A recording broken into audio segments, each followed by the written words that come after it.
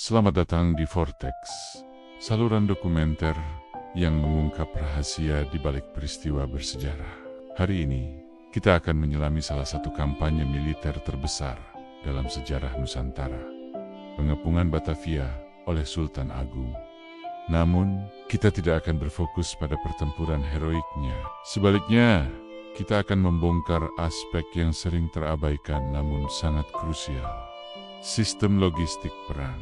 Bayangkan sebuah operasi militer berskala masif. Puluhan ribu prajurit bergerak melintasi ratusan kilometer, menembus hutan lebat dan sungai-sungai deras.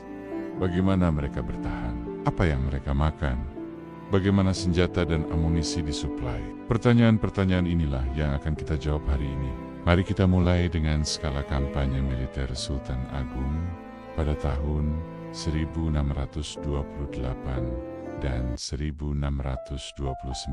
Penguasa Mataram ini mengerahkan pasukan yang diperkirakan berjumlah antara 60.000 hingga 100.000 prajurit. Mereka harus menempuh jarak lebih dari 500 km dari pusat. Kerajaan Mataram di Jawa Tengah menuju Batavia di ujung barat Pulau Jawa. Ini bukan perjalanan biasa. Ini adalah sebuah misi logistik yang luar biasa rumit. Untuk memahami kompleksitas operasi ini, kita perlu melihat sistem suplai darat dan laut yang dirancang Sultan Agung. Ia tidak hanya mengandalkan satu jalur tunggal, melainkan membangun jaringan distribusi yang sangat canggih. Di darat, ribuan gerobak ditugaskan untuk mengangkut beras, jagung, dan persediaan lainnya. Sementara itu, armada perahu kecil bertugas menyusuri pantai utara Jawa, membawa suplai tambahan, dan siap memberikan dukungan dari laut. Namun, keunikan strategi Sultan Agung terletak pada konsep lumbung padi bergerak. Sepanjang rute menuju Batavia, ia memerintahkan pembangunan lumbung-lumbung padi rahasia. Ide ini brilian. Prajurit tidak perlu membawa beban berat berupa makanan untuk perjalanan panjang. Sebaliknya, mereka bisa bergerak lebih cepat dan efisien dengan keyakinan bahwa suplai makanan sudah menunggu di depan. Yang mengagumkan, sistem logistik ini bukan hanya melibatkan militer. Seluruh kerajaan dikerahkan untuk mendukung kampanye ini. Para petani di seluruh wilayah kekuasaan Mataram diperintahkan untuk menyumbangkan sebagian hasil panen mereka. Desa-desa sepanjang jalur suplai ditugaskan untuk menyediakan tenaga kerja dan dukungan logistik. Ini adalah upaya nasional yang melibatkan setiap lapisan masyarakat. Namun, Fok Verenigde Oostindische Company bukanlah lawan yang mudah ditipu. Mereka dengan cepat menyadari bahwa kelemahan terbesar pasukan Mataram terletak pada jalur suplainya yang panjang dan rentan. Di bawah komando J. Pinjangkon, Foch melancarkan taktik yang brutal namun efektif. Bakar bumi, pasukan Foch bergerak cepat, menyisir wilayah sekitar Batavia. Mereka membakar habis lumbung-lumbung padi yang telah disiapkan Mataram. Ladang-ladang dimusnahkan, desa-desa dikosongkan. Tujuannya jelas, memotong total jalur suplai Mataram. Taktik ini terbukti sangat efektif. Pasukan Sultan Agung yang sudah kelelahan setelah perjalanan panjang, kini harus menghadapi kenyataan pahit. Mereka kehabisan makanan. Dampak dari kegagalan logistik ini sungguh menghancurkan. Kelaparan mulai melanda kamp-kamp militer Mataram. Prajurit yang lapar tidak bisa bertempur dengan efektif. Stamina mereka menurun drastis. Semangat juang memudar. Namun, ancaman yang lebih besar segera muncul.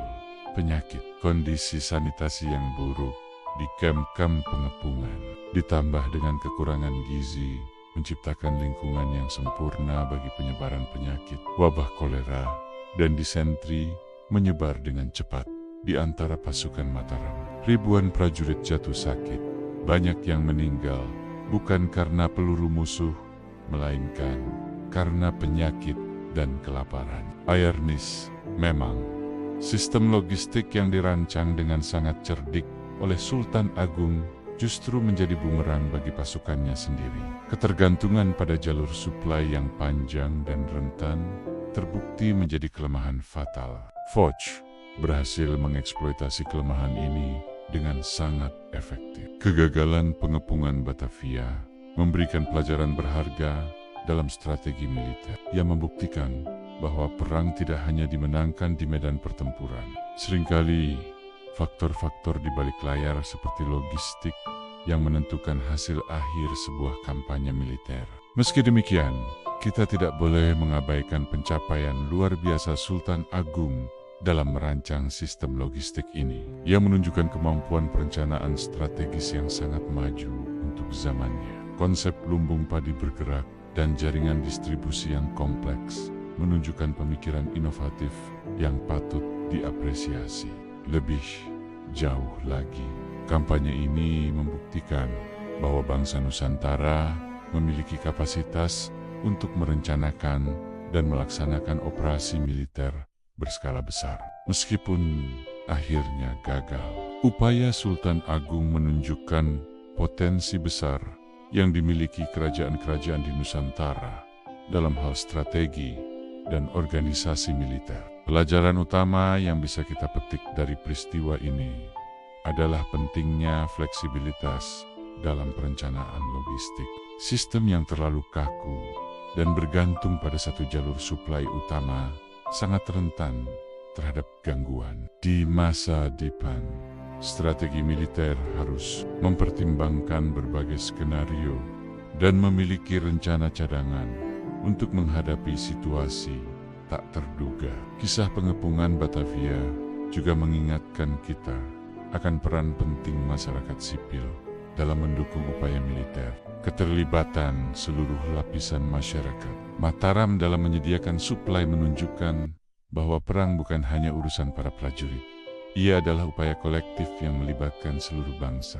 Akhirnya, peristiwa ini menegaskan bahwa dalam perang, kemenangan seringkali ditentukan oleh faktor-faktor yang tidak terlihat langsung di medan pertempuran. Logistik, moral pasukan, dan dukungan masyarakat adalah elemen-elemen krusial yang dapat menentukan hasil akhir sebuah kampanye militer. Demikianlah pembahasan kita tentang sistem logistik perang di bawah kepemimpinan Sultan Agung. Melalui analisis ini, kita telah membongkar aspek-aspek tersembunyi dari salah satu kampanye militer terbesar dalam sejarah Nusantara. Kita telah melihat bagaimana strategi brilian dapat berubah menjadi bumerang, dan bagaimana faktor-faktor di luar medan perang dapat menentukan nasib sebuah bangsa. Peristiwa ini menjadi pengingat abadi bahwa dalam perang, seperti halnya dalam kehidupan, persiapan dan perencanaan yang matang adalah kunci kesuksesan. Namun, kita juga harus selalu siap menghadapi hal-hal tak terduga dan mampu beradaptasi dengan cepat. Apa pendapat Anda tentang pentingnya logistik dalam perang? Apakah ada pelajaran dari kisah ini yang masih relevan untuk strategi militer modern? Bagikan pemikiran Anda di kolom komentar. Dan jangan lupa untuk subscribe ke channel Vortex untuk lebih banyak pembahasan mendalam tentang peristiwa-peristiwa bersejarah yang mengubah dunia. Sampai jumpa di video berikutnya.